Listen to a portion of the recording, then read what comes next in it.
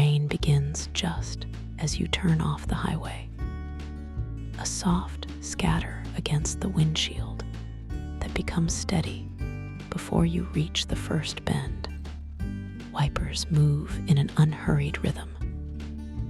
The smell of warm pavement fades and gives way to wet earth and pine as the gravel road narrows and dips toward the basin. Tires press into damp stone, the sound changing from dry crunch to a darker, softened grind. Water gathers in the shallow ruts, thin silver ribbons reflecting the dimming sky. The truck hums lower here. The trees grow closer together as the road bends, tall pines darkened by rain, their branches heavy and patient. Somewhere beyond them, you know the lake sits in its wide hollow, holding whatever sky rests above it. The boat follows behind you, patient on its trailer. Rain beads along the hull and slips away in narrow trails. You can feel its weight in the pull of the truck, not heavy, just present. Earned. Maple sits tall in the passenger seat, copper coat deepened by the gray light. One paw rests against the door. Her nose fogs the glass as trees blur past. Her collar tags chime softly when she turns her head, bright against the hush of rain. You don't get out right away. The engine ticks as it cools, small metallic pings beneath the steady fall. Steam lifts faintly from the hood and dissolves into the damp air. The wipers sweep once more before you switch them off, and water spreads across the windshield in overlapping patterns, softening the porch light ahead into a warm blur. Without the hum of the road, the rain feels closer. It taps against the truck roof. It brushes the pine needles overhead. It gathers somewhere unseen and falls in patient intervals. Maple shifts beside you and looks up, bright-eyed but calm. Cabin first, lake tomorrow. When you open the door, warm summer air folds around you, not cold, not sharp, just damp and full of pine sap and mineral earth.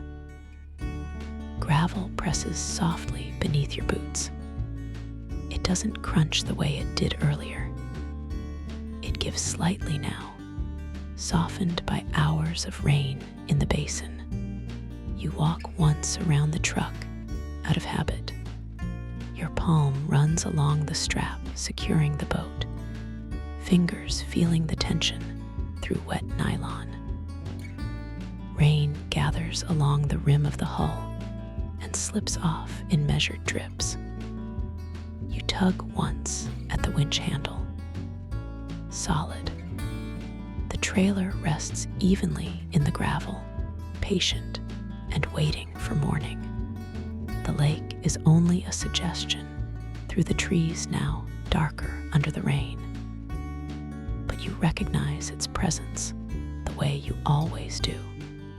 Maple hops down carefully, landing with a soft thud. She shakes fully this time, sending droplets in a brief halo around her before pressing her warm side briefly against your leg. The wooden porch steps creak as you climb them. Rain strikes the porch roof in a softer tone here, dulled and intimate. Water gathers at the edge and falls steadily to the gravel below. You pause a moment and listen. Lantern Hollow feels smaller in the rain, closer, held. Then you unlock the door. Inside, the air is still and faintly cool. Pine boards hold the scent of past summers. The stone fireplace carries the quiet memory of old ash. The braided rug near the hearth lies dry and familiar beneath your boots. You strike a match. The flare of sulfur is brief and bright. The lantern wick catches, and amber light spreads slowly across the plank countertop. The long farmhouse table near the window.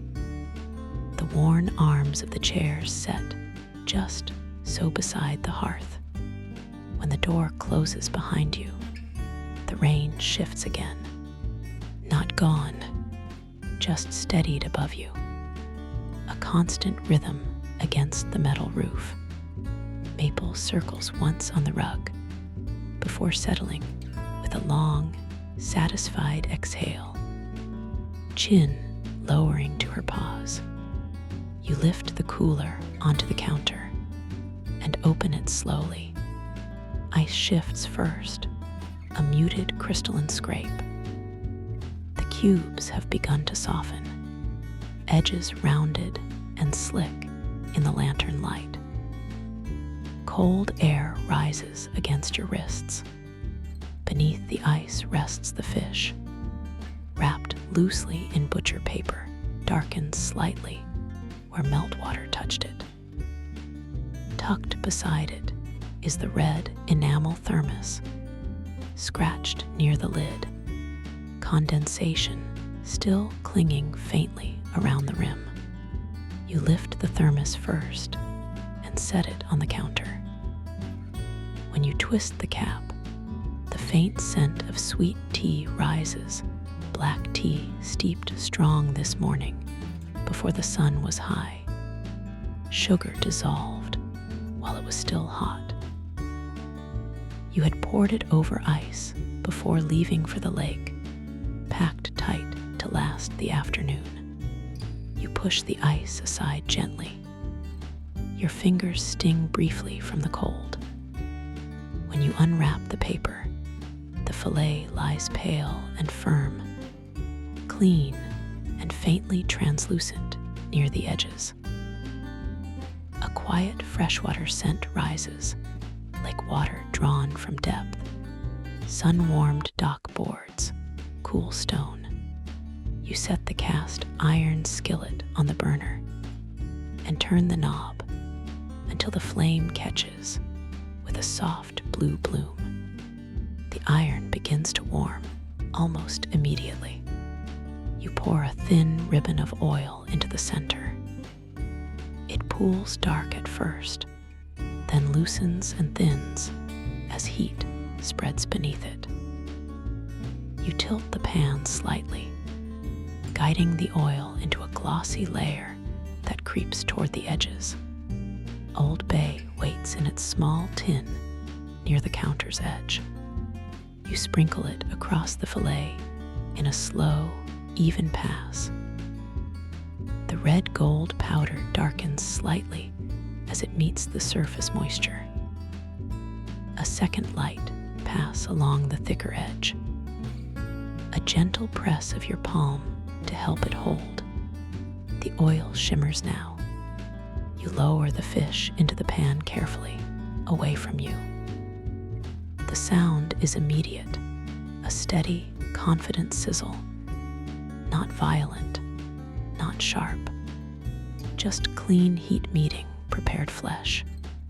You add a small square of butter near the side of the pan. It melts quickly, sliding into the oil and foaming lightly at the edges. The scent deepens, round and nutty, familiar. Outside, the rain continues against the roof. Inside, the skillet keeps its rhythm. You tilt the pan and spoon the buttered oil over the top, watching it glaze the seasoning. Maple lifts her head, ears tilting forward, then relaxes again. You pour sweet tea into a tin cup. The amber stream runs steady. Ice has long since melted, but the tea remains cool.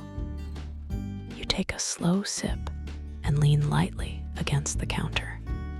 The sizzle in the pan carries you back. The boat had rocked gently when you backed the trailer down the ramp that morning. Mist hovered faintly across the lake, especially near the far side where the waterfall feeds in from the higher mountain. You could hear it before you saw it, that steady white rush spilling down rock, threading through the trees before widening into the basin. You waited just far enough to guide the boat free. Jeans rolled once at the cuff. The hull slid off the trailer and rocked once before settling. Maple had waited on the dock until you nodded. Then she stepped in carefully, one paw at a time, testing the balance before lowering herself near the passenger seat. Her nails clicked once against the metal floor. You set the choke and pulled the cord. The motor coughed. You pulled again, steady, not rushed, and it caught, the low rumble settling into a patient idle. You eased the throttle forward gently, letting the boat glide away from the ramp. Wake widened behind you in soft arcs, sunlight catching each ripple. You steered toward the deeper side near the waterfall's feed. Even at a distance, you could see the pale thread of it slipping down through stone before disappearing into the trees and widening into open water. You cut the motor and let the boat coast. The sudden quiet felt wide, just water against hull. The steady rush of falling water, the faint creak of the boat shifting as it aligned itself. You dropped anchor. The chain rattled softly and slipped into the lake with a clean splash. The boat turned slightly with the subtle current and settled without effort. Not far from you, another small motorboat drifted near the tree line. The woman stood and waved big, smiling wide, as if she meant it. You raised your hand in return without standing. The man cupped his hands around his mouth and called across the water, "Hiluo." His voice carried easily in the open air. After a small pause, he added, "Perfect fishing weather." You nodded. It was warm without weight, wide without pressure. The waterfall running steady behind you, feeding the lake the same way the rain feeds Lantern Hollow now. The memory fades as you turn the fish carefully in the skillet. The underside has browned cleanly, edges crisp just enough. Steam rises briefly and disappears. You slide the finished fillet onto a simple white enamel plate and turn off the flame, letting the skillet rest where it is. You open the door and step onto the covered porch. The sound of rain swells slightly, not louder, just fuller now that nothing stands between you and it. The porch roof catches most of the fall, turning it into a softer percussion overhead. Water gathers and drops steadily from the edge, darkening the gravel below. You settle into the wide wooden chair near the railing. The boards beneath you are cool, but dry. The air is warm and damp against your skin. Maple circles once near your feet before lowering herself beside you. Body angled toward the yard, chin resting comfortably across her paws. The lake sits beyond the trees, hidden but present. If you listen carefully, you can hear rain touching water, and farther up the ridge, the steady rush of the waterfall feeding the basin. Lantern Hollow has a way of gathering sound, gathering light, gathering whatever you bring into it. You eat slowly. The outside is crisp. The inside flakes cleanly beneath your fork. Old Bay lingers gently at the back of your tongue, rounded by butter. Between bites, you lift the tin cup and sip sweet tea. The rain does not build. It does not fade. It simply continues. Eventually, you carry the plate inside and rinse it lightly in the sink. The skillet cools on the stove. Lantern light remains low and amber. You lower yourself into the wide, cushioned chair beside the lantern. The fabric gives comfortably beneath you. The room smells faintly of butter and spice mingled with warm wood, and the mineral scent of rain drifting in through the cracked window. Maple settles near the hearth, breathing slow and even. Across the room, the small shelf near the window holds a few books you've left here over the years. You stand and run your fingers lightly along their spines until you find the one you started last time you stayed here. You pull it down. The pages fall open easily.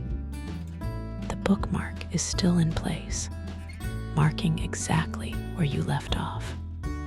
You settle back into the chair, lantern light pooling across the page. Rain continues across the metal roof.